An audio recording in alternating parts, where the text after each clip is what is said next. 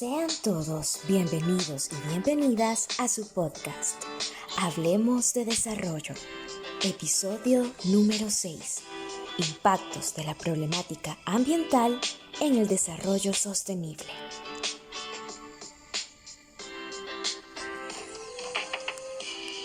Muy bien, chicos y chicas de desarrollo económico y medio ambiente, nos encontramos una vez más y esta vez vamos a darle continuidad a esta unidad número 3. Y tal cual como lo hemos dicho en la introducción, hoy vamos a dedicarnos a analizar un poquito acerca de esta problemática ambiental y cómo esto incide en el desarrollo sostenible. Y es que en la segunda unidad tuvimos la oportunidad de estudiar las diversas conferencias que configuraron de alguna manera la Agenda Internacional de Desarrollo y la eficacia de la ayuda, en donde a partir de 1972 se va realizando una transición paulatina en la concepción del desarrollo económico y la industrialización como la vía única para alcanzar este anhelado progreso, hasta llegar al punto de que estos últimos no solo requerían de recursos naturales, sino también que conllevaba una degradación medioambiental y del mismo ser humano, en donde ya hablamos de otro desarrollo. Según Ana Jesús Hernández, en su libro Medio Ambiente y Desarrollo, indica que durante estas 3 décadas, es decir, desde los 70 hasta los 90, con la cumbre de la Tierra de Río, hubo 2 fases importantes. La primera, denominada como la crisis de petróleo, es decir, el convencimiento de que este combustible o materia prima para la energía necesaria en el desarrollo industrial es un recurso natural limitado, y también una segunda fase que ha sido provocada por el calentamiento global, en donde la temperatura media del planeta se está elevando como consecuencia en gran medida de los productos que vertemos en la atmósfera derivados de muchas actividades del desarrollo industrial. A partir de estas 2 fases se asevera que el desarrollo debe tener en cuenta la interdependencia económica y ecológica, pero aquí hay mucha tela que cortar, porque una cosa son los resultados científicos y otra muy diferente son los compromisos de los gobiernos a la hora de establecer estrategias políticas desde esta perspectiva. La alternativa de un desarrollo que postula la no destrucción de la naturaleza no ha sido una cuestión solamente en la que han participado unos pocos, sino que todo un movimiento de concientización se ha desencadenado en las últimas décadas en prácticamente todos los sectores de la sociedad. Y esto, por supuesto, es gracias a los movimientos ecologistas. La formación ecológica, tanto a nivel académico y la educación ambiental, llámese esta formal y no formal. Y esto, por supuesto, adquiere un significado valioso después de la conferencia de Estocolmo. Si bien en Estocolmo el núcleo central del debate estuvo en el medio humano, en el hombre como responsable del deterioro de su propio entorno y en consecuencia en el hecho de que había que salvar su medio ambiente, en Río se produce un nuevo matiz quizás menos antropocéntrico. Al comienzo de la década de los 60 había poca comprensión respecto a las relaciones entre el hombre y la naturaleza. Es decir, todo esto era de un tipo interactivo, es decir, se entendía solamente una relación dual de causa-efecto, o si lo queremos llamar de acción-reacción. Se pensaba, por tanto, que si el hombre había dañado algo en la naturaleza, entonces éste podía restaurarlo. Sin embargo, las relaciones interactivas son mucho más complejas y la comprensión de un problema medioambiental requiere de otra forma de pensar y, por supuesto, otra forma de actuar. La motivación inmediata que tuvieron los países participantes en la conferencia de 1972 era la preocupación sueca por la lluvia ácida, la contaminación del mar Báltico y el nivel de pesticidas y metales pesados. Ahí podríamos mencionar al mercurio o al plomo principalmente, que se había encontrado en aquel momento en los peces y aves. Si se recuerdan, esto lo vimos en uno de los videos de la unidad número 2. Ahora, la conciencia de las naciones fue sacudida al comprender que la contaminación industrial producida por un país podía tener repercusiones en otro, con lo que un problema ambiental supera entonces a la soberanía nacional, y así emergieron los denominados problemas globales. La ecología nos ayudó a comprender que la raza humana presenta unos comportamientos ecológicos semejantes a las demás poblaciones de seres vivos de nuestro planeta, pero se diferencia de las mismas en que puede comprender estos comportamientos y por lo tanto puede actuar sobre ellos, respetándolos, acelerándolos, retrasándolos, rompiéndolos o manejarlos correctamente. Por todo lo cual tenemos un mayor conocimiento en cuanto a que el medio ambiente no es algo que le atañe solamente a la vida de las personas, sino que estamos ante un ambiente del que participa todo el planeta. Y de ahí es que viene entonces el eslogan de la conferencia de Río, Salvemos a la Tierra. Y de ahí también el hecho de que las acciones para la resolución de los problemas ambientales no solo pasa por las políticas económicas de los gobiernos, sino también por la participación y los movimientos sociales. En innumerables ocasiones hemos escuchado a tantos decir, cuidado con el ambiente, protejamos el medio ambiente. Pero, ¿qué es el medio ambiente? Ya hemos reflexionado un poco en esta sesión previa sobre los diferentes conceptos principales que existen, pero vaya que cuando hablamos de medio ambiente es la unidad de estudio más compleja que el ser humano se ha planteado, por cuanto al integrar los tres núcleos epistemológicos conocidos en este sentido, es decir, inerte, biótico y comportamental. Y entonces ahí se introducen todas las ciencias y en todas las disciplinas. Pero el interés por el ambiente se debe a la ecología, dado que el ambiente viene siendo el seno o matriz organizada donde operan las relaciones entre los seres vivos. No obstante, hoy la preocupación por el mismo impregna los ámbitos de diferentes ciencias. Podríamos mencionar a la geología, la física, la química. Llega incluso hasta el ámbito industrial, el político y el educativo.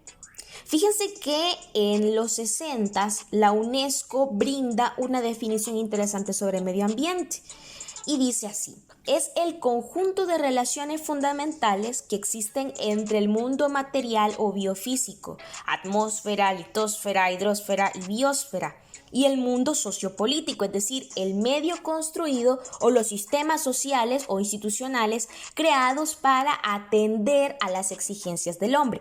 Entonces, el medio ambiente es un concepto antropológico, el ámbito donde tienen lugar las relaciones de la especie humana. Es decir, no se puede concebir el entorno natural del hombre como aislado de su entorno social. Y esto entonces nos lleva al meollo del asunto, y es que a partir de la connotación del desarrollo sostenible se generó una concientización social sobre los problemas ambientales que lo atañen. Y vamos a mencionar unos cuantos de ellos, porque hay muchísimos. El primero de ellos, el cambio climático. ¿Se recuerdan de la era del hielo? Cuando Sid, Diego, Manny tienen que recorrer vastos territorios porque el valle se inundará en 3 días. Fíjense que cuando yo escucho la palabra cambio climático, esta película creo que lo refleja muchísimo. Creo que no hay un mejor ejemplo para mostrar uno de los episodios más importantes del cambio climático, y la paleoclimatología es clara en esto. Es más, si quieren saber qué sucedió antes y después de la era del hielo, les recomiendo leer el libro Memorias de un clima cambiante, claves científicas para enfrentarse al cambio climático. Fue escrito por Javier Martín Chivalet y entonces verán a lo que me refiero con esto. Ahora bien, claramente hay causas antropogénicas que han inducido al planeta a olas de calor extremas, sequías, desertificaciones y la destrucción misma de la capa de ozono. Y esto es producto entonces de la actividad económica y comercial del ser humano. Es la cara antropogénica del cambio climático. Otro problema importante es la sobreexplotación de los recursos naturales, que prácticamente comprende las cuestiones sobre el tráfico de especies, en cuanto a que la integridad de los ecosistemas depende no solo de la conservación de sus especies autóctonas, sino también de la introducción de especies extrañas, por inofensivas que parezcan o por muy rentable económicamente que sea su cría o la explotación de esta. Asimismo, se encuadra en este apartado de la sobreexplotación el tema de los biocidas, es decir, los insecticidas, los plaguicidas, los fungicidas y la pérdida de la diversidad biológica. Una expresión que se utiliza para describir la gama completa de especies que viven sobre la tierra y bajo el agua. Otro problema importante es la eliminación de residuos urbanos e industriales. Acá claramente cabe la problemática de los vertederos. Aquellos residuos tóxicos, aquellos residuos peligrosos, entre ellos los radioactivos, que es una problemática de la contaminación de las fosas oceánicas y la repercusión en otras cuestiones que conlleva el vulcanismo o las orogenias. Ahora bien, los problemas del medio ambiente son interdependientes, pero así como son de interdependientes, también son internacionales, es decir, afectan a todos y a todas en el planeta. El tema de la contaminación lógicamente está impregnado de un sistema productivo que contamina y que por lo tanto es un sistema ineficiente. ¿Por qué? Porque está derrochando las materias primas, tal cual y como lo dijo Maurice Strong, el secretario general de la Cumbre de Río de 1992. Y él decía lo siguiente: lo que hemos estado haciendo es administrar la tierra sin tener en cuenta la depreciación, la amortización y el mantenimiento. Si se hiciera esto con una empresa, se podría generar gran cantidad de dinero en efectivo y tal vez fuera posible engañarse y pensar que se trataba de ingresos. Pero lo que se estaría haciendo es dilapidar el capital y a la larga se podría llegar a la quiebra. Lo mismo sucede con la Tierra S.A. La tierra ya no es viable en términos económicos. Vamos literalmente a la bancarrota. Y esta es la razón de que necesitemos un desarrollo sostenible que cuente con una base mundial. En definitiva, confirmar la preeminencia del medio ambiente como perspectiva integradora y globalizadora debe ser la referencia del desarrollo sostenible. Medio ambiente y desarrollo son dos caras de la misma moneda. ¿En qué se basa esta afirmación? A ver, veamos.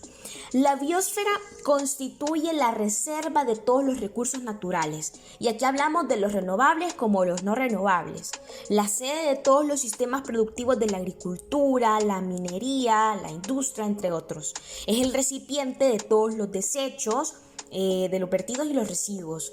La producción económica consiste entonces en la transformación de elementos de la biosfera en bienes y servicios que satisfagan las necesidades de la sociedad.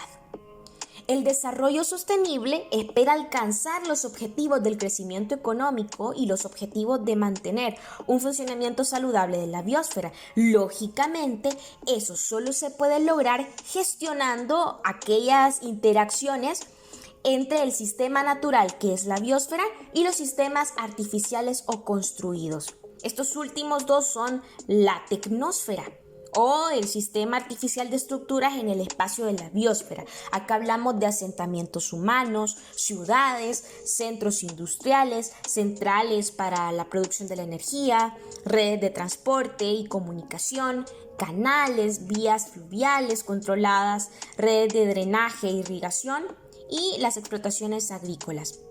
También por ahí se encuentra la sociosfera o el sistema artificial desarrollado por el ser humano. Y acá entonces tenemos a la sociedad, algo que se ha adaptado para gestionar las relaciones intercomunitarias y las relaciones entre la sociedad, la biosfera y la tecnosfera. Ahora bien, ¿cómo podemos medir el impacto de la problemática medioambiental en el desarrollo sostenible? Fíjense que el interés por el desarrollo sostenible y la creciente inquietud de la sociedad de cara a las amenazas que presenta sobre el medio ambiente ha incitado a los países a examinar los medios de que disponen para evaluar el estado del mismo, así como declarar las evoluciones y sus tendencias. A los indicadores ambientales se les presta una gran atención, pues aparecen como los instrumentos indispensables para ver la vía hacia un futuro duradero. Y acá los trabajos que ha realizado la OCDE pues han previsto de indicadores aplicables a la integración de la decisión en materia medioambiental y económica, tanto para los niveles nacionales como para los niveles internacionales. Valga la aclaración que los indicadores pueden ser considerados en un contexto dinámico y para ello son susceptibles de ser revisados en la medida en que la gente perciba la gravedad de los diversos problemas ambientales. Es decir, que son como una especie de respuesta al derecho a saber que tiene todo ciudadano y que tiene, por supuesto, toda ciudadana. En lo referente a estos indicadores ambientales, tenemos, por ejemplo, los indicadores descriptivos, aquellos que nos indican el estado del medio ambiente o la calidad ambiental, como por ejemplo las emisiones de gases a la atmósfera, la calidad de agua, suelo, la flora y fauna. También tenemos por ahí la sensibilidad o capacidad de acogida, y aquí entonces hablamos de la dinámica atmosférica, la erosión, entre otros, las presiones que puedan existir en el tráfico y los residuos, y mecanismos de respuesta. Acá tenemos a las áreas protegidas o a la misma legislación ambiental, pero también hay indicadores normativos de aplicación al proceso de desarrollo sostenible, incluso cuando hablamos de equidad. Aunque estos indicadores representan un avance significativo para medir los efectos nocivos causados por el sistema económico actual en el desarrollo sostenible y el medio ambiente, por supuesto, todavía se requiere profundizar en la aplicación y en esta visibilización de los mismos, de tal forma que cada vez más la comprensión, las implicaciones del cambio climático no solo sea de dominio de científicos, del dominio de los académicos, sino también de la población en general. Y antes de despedirme quisiera dejarles la siguiente inquietud. ¿Será que actualmente nuestro planeta dispone de recursos suficientes como para que cada habitante de la Tierra tenga una vida digna? ¿La problemática ambiental pasa por la pobreza y las desigualdades? ¿Qué dicen ustedes? Todo esto entonces lo estaremos discutiendo en nuestra próxima sesión sincrónica. Nos vemos hasta la próxima.